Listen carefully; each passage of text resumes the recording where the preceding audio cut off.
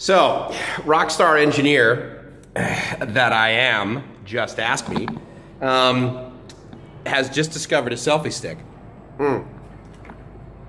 And I would submit mine's bigger than, no, I'm kidding. So, here's the reason I started it this way is because here's what's hilarious. I get all excited and I plug the cable in, you know, that so when you use the button, it like takes the picture. So then I come out here and I do this, I don't know, 15, 20-minute video with that cable plugged in, realizing afterwards that in doing so, there's no microphone. Which of course makes complete logical sense after I've discovered the issue. But at the time, I was like, what the heck? Oh, right. So anyway, greetings and happy 2017. This actually is, while this is the second video of this year, I've been wanting to do, I've been thinking about this topic for a few days now. We're still in Vietnam, and still in the island of Phu Quoc, or Phu Quoc. I'm not quite sure how to pronounce that still, because their accents are much easier to repeat than my experience has been with the Thai language. I'm horrible at that, sadly. It's a beautiful language, but I'm beautiful people, but my diction sucks. So anyway, here's the topic. So we were just in Da Nang, and I don't know about you, but before I started doing any international travel, and I've discovered many Americans are like this, you sort of assume that America's kind of the center of the universe. And again, you may not if you're watching this video, but I can report to you that I was. And then when I started doing more international, when I started like tiptoeing into international travel, and by that I mean from the United States I went to Canada and then Mexico. And then from there to Jamaica and Bermuda, right? So like a little bit further away. But recently, and if you've been following any of these videos, and the reason I started this channel is because I went to Thailand like 4 years ago now. And that was amazing. It was a game changer, and it really got me to open up my mind. And one of the ways that I did research on going elsewhere was via YouTube. And there's a bunch of guys who I follow on YouTube. There's probably 3 or 4 main ones who I've been honored to befriend.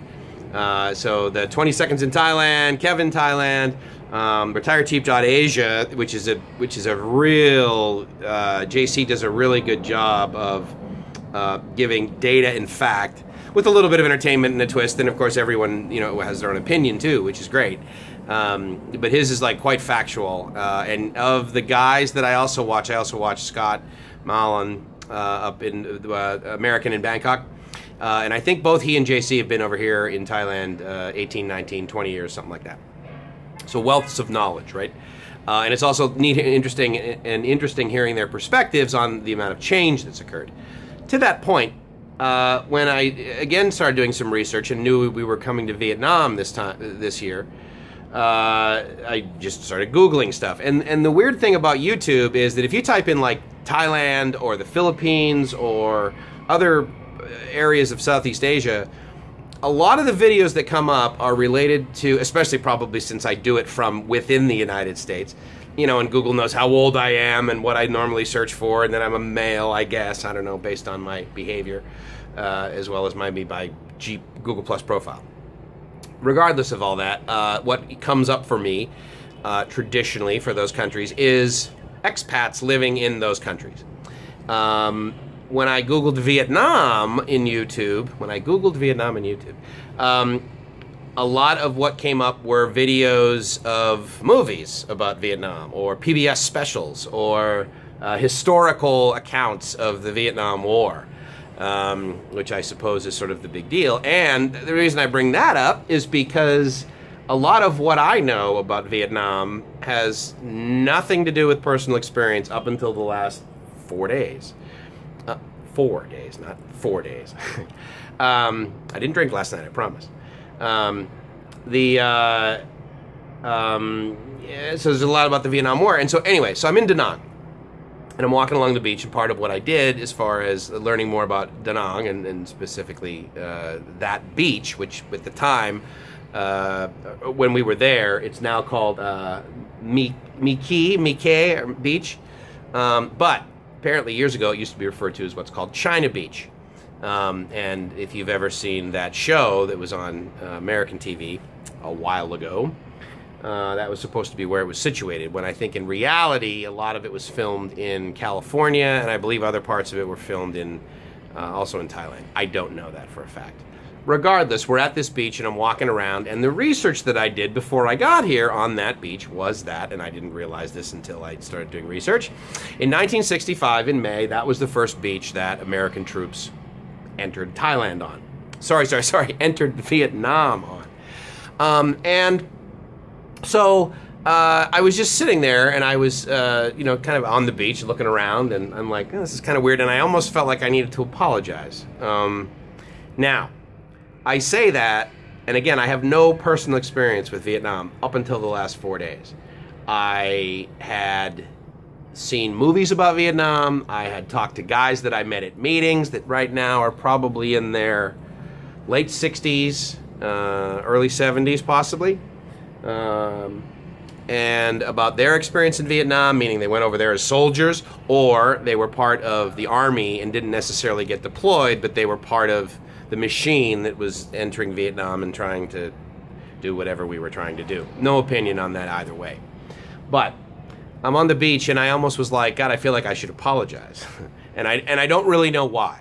Again, it's probably just based on the amount of limited data that I was taking in about Vietnam before coming here. And so as I'm walking along, I just kind of stopped and started reading this one article. I think it was from like the BBC or PBS or something like this.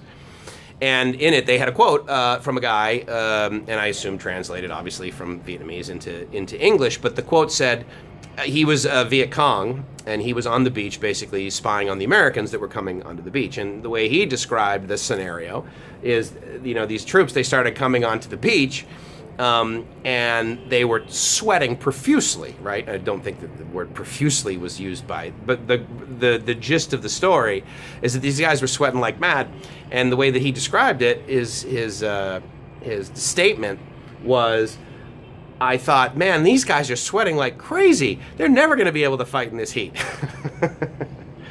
Yeah, and again, my knowledge of what happened back then was that we had some successes, but overall we didn't do so great.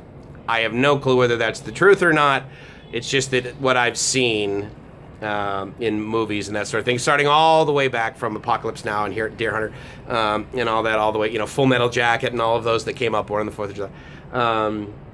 And then PBS specials, and I believe there was a couple from the BBC that I watched when, again, I was doing initial research. So anyway, it's just interesting being here for the second, we've been in Vietnam now like 4 or 5 days. But our first deployment, if you will, of our vacation was in Da Nang. And the weather was lousy. Apparently this month and a little bit of like next month are the only months that are bad from my perspective, meaning it was like 60 degrees and it was raining, drizzling, and like there was no like real energy to the rain. If I'm going to be in rain, I like it to be hot and humid and thunder showers and lightning, and I love energetic rain, and it was just not happening. And so the good news is that for I think like less than a couple $100, we took VietJet from Da Nang down to Ho Chi Minh City. And no, I'm sorry. We took Jetstar from Da Nang down to Ho Chi Minh City, Saigon, and then from Ho Chi Minh City over here to Phu Quoc. And that was, it was fairly easy once we got to Ho Chi Minh City airport. That was awesome because we got off the plane, and of course, I'm wearing a sweater, pants, and both of us had scarves on. And that was not the outfit that I want to be in Southeast Asia in. I want to be in basically a shirt and shorts and flip-flops. That is my kind of outfit, and I'm very comfortable in that. And it is so my own skin that it makes me comfortable in my own skin. So anyway, we end up down here in Phu Quoc, which is arguably closer to Cambodia than Vietnam, as the crow flies, which of course is how you get here, via a very large metal crow made by Airbus Corporation. And so we're here, and I gotta tell you, it's really interesting because my experience thus far with almost every person, every Vietnamese person, 95%, is that they're exceptionally friendly. Again, you could argue I'm in tourist areas, and so if I was in a tourist area in the United States, you would probably say, well, oh my God, everyone was so nice to me. Well, right, but that's their job. I mean, you're at a resort or you're at a hotel or whatever. But I don't know. I mean, I think it's more than that. I'm feeling very welcomed. And the other nice thing is that, you know how you hear of people they're traveling to other cultures, and you hear the story of, and they welcomed me into their home.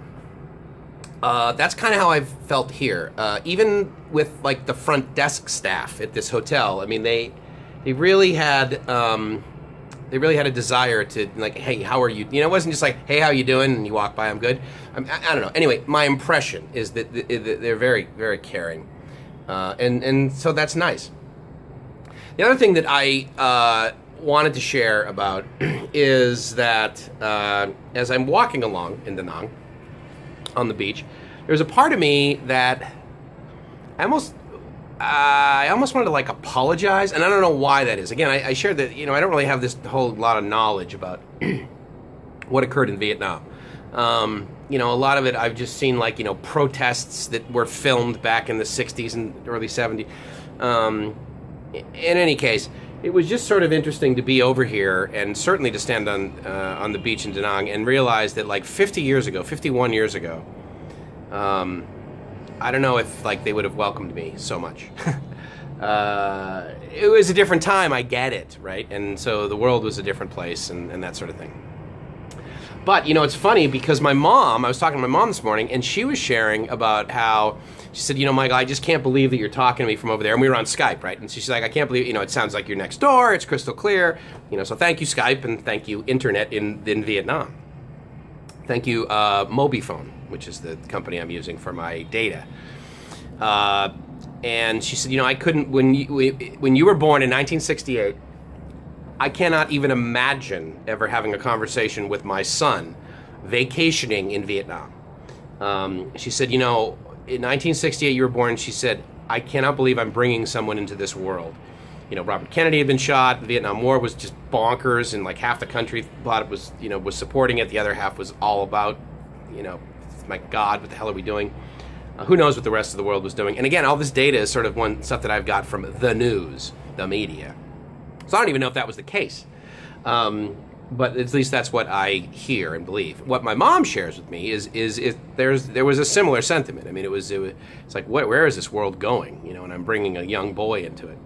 And so here I am, basically I'm 48. So, 48 years later, sitting on a porch overlooking the ocean in an island off the coast of Cambodia and Vietnam that I very, easily came to.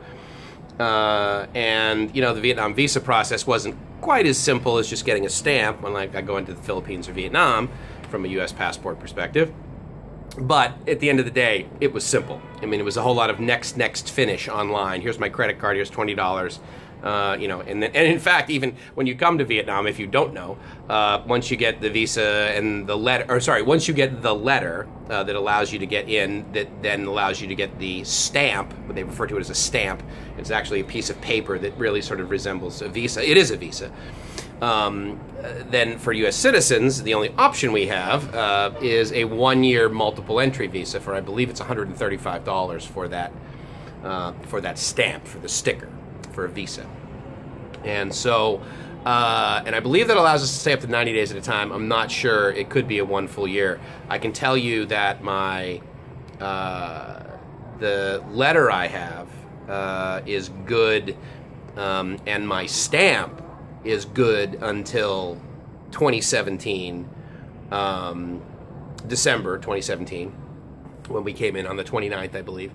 But the stamp, the actual stamp that you get when you go through immigration, you know, where they put the date you're coming in and then they write down the date that you can leave, it's only 3 months. So I don't know, maybe I could have paid more for another one, but at the end of the day, that's what I got. So then, bam, here we are, and, you know, experiencing Vietnam. So anyway, I just wanted to share a little bit of that. It's video number 2 for 2017, and, you know, I really hope you're living the dream, because if you're not living the dream, you're doing it wrong. Talk to you soon. Ciao.